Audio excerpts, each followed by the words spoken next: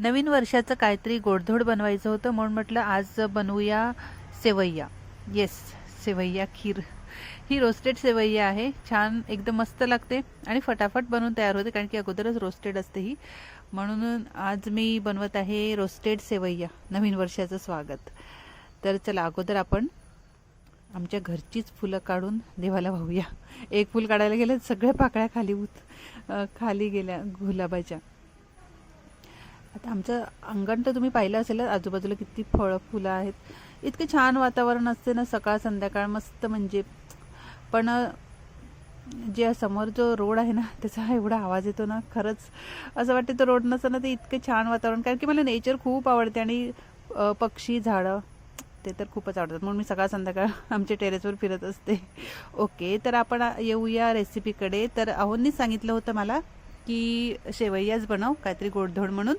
तर इथे त्यांनी सेवैया आणलं होतं, रोस्टेड सेवैया, आणि दूध आणलं होतं. फुल फॅट क्रीमचं दूध असतं ना ते आणलं होतं, जे अमूलचं येते ना फुल फॅट क्रीमवालं दूध लाल पॉकेटामध्ये, ते आणलं होतं.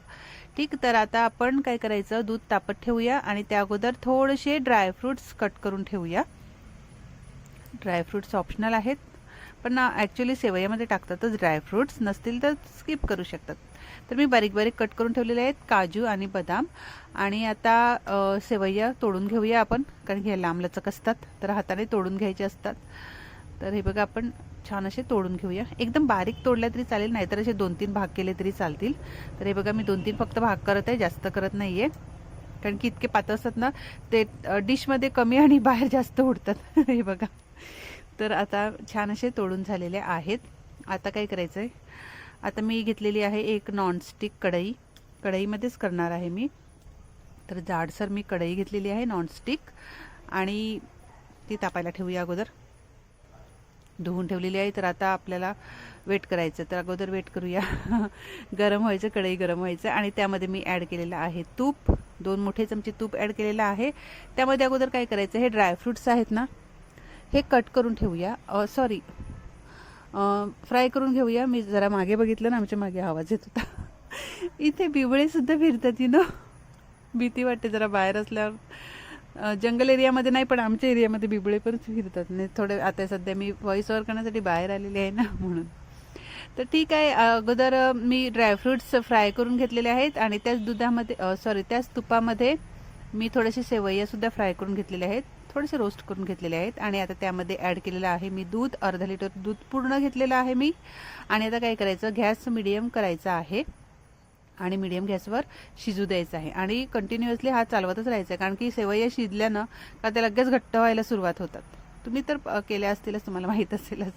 आणि त्यामध्ये मी एक छोटी वाटी इतकी साखर ॲड केलेली आहे गोडपणासाठी. आणि हे बघा, वरून वेलची, थोडीशी वेलची. आता मीडियम गॅस करायचा आहे, उकळी येऊ द्यायची आहे आणि वरून थोडेसे ड्रायफ्रुट्स वगैरे आपण जे फ्राय करून ठेवले होते ते सुद्धा ॲड करायचे आहे. आणि आता कंटिन्युअसली हात चालवतच राहायचं आहे, नाही तर लगेच घट्ट व्हायला सुरुवात होते. हे बघा, येस, इतकंच, ऑलमोस्ट शिजलेलीच आहे.